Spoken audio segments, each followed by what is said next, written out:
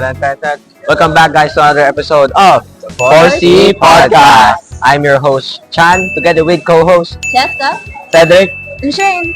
and we're the 4C Podcast. In today's episode, we're going to talk about the art scene in the Philippines, where we expound on how the artists impact the newer artists in this modern art community. This small segment is brought to you by Kangkong Chips ni Josh Moeka. Buyers now at www.joshmoeka.com/kangkongchip. Use code 4C Podcast for 50% off your first purchase. So, our first prompt is Faith produces art. Thoughts? I think the first person that comes to mind is Eduardo Muto. Oh, that guy. Yeah, I remember that he was a metalsmith, right? Yeah. Who was awarded the National Living Treasures Award way back in 2004. Like, we weren't even born then. That's crazy. It's been 20 years already. But yeah, Eduardo Mutok as an artist was dedicated his life in creating religious and secular art in silver, bronze, and wood. Okay, this is gonna sound so weird and kind of offensive, but when I think of him, I remember siya. I think it's Kuyot Muto sa Kapampangan. Well, at the Agsam Fern Fashion Accessories, he uses well-known puk-puk technique to reveal the sophisticated jewelry making of the Asian region way before the arrival of the Western explorers. Okay, now that you mention it, I kinda remember this one guy. His name is Jose Maria Zaragoza. Nah, bro, isn't he that guy that sang "Whenever I See Girls and Boys"? No, ano ba? You're so corny, bro. Wrong person. Jose Maria Zaragoza isn't a singer. Yeah, Sean, that was Jose Marie Chan. But anyways, during that time, the Philippines was dominantly experiencing American influence. Zaragoza, not Jose Marie Chan, was a graduate of BS in architecture from the University of Santo Tomas in 1936 with highest honors. Can you believe that?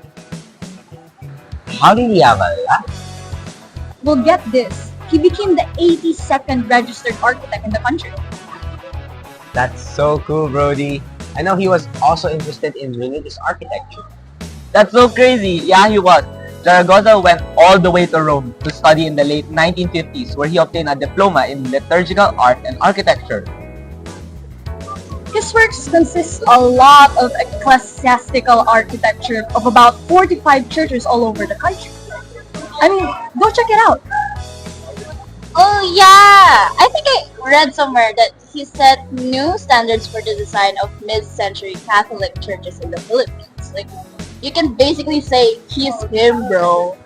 He's even called the architecture for God for man because of his mission in building churches.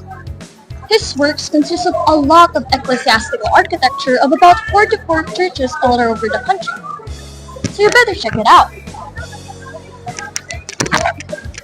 Or else. Okay, so next prompt. Faith can be expressed in different art forms. So, going back to Muto, I'm pretty sure he devoted his life to the creation of both ecclesiastical objects like the tablos or outer pieces as well as home decor.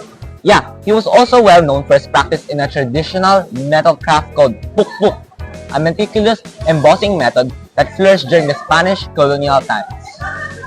A number of these works are quite large, some exceeding 40 feet, while some are very small and feature very fine, delicate craftsmanship. Nah, bro, he was even taught by a colleague regarding silver plating.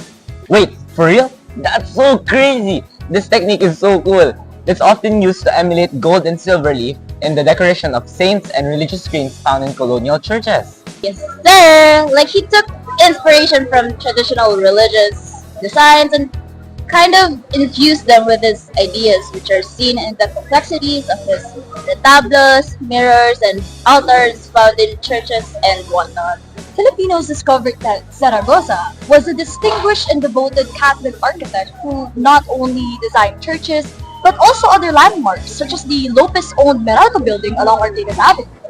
It's also said that until now, no other building in the country has duplicated his design, which consists of vertical blades in concrete arranged in a concave manner.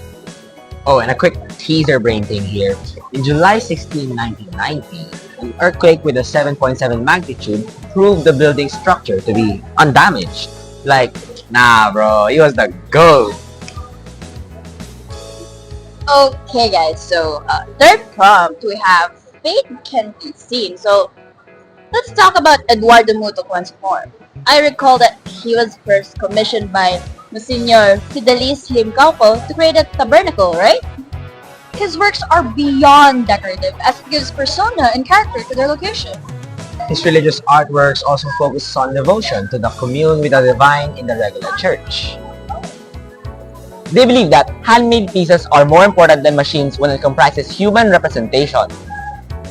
Mutok made cherubim through souls. Cherubim guides our prayers. Oh yeah! His work is able to withstand heavy natural disasters throughout the generations, which is pretty cool. Like, it then goes on to become like an icon for other artists who want to pursue structural design. This is why I believe fate can be seen.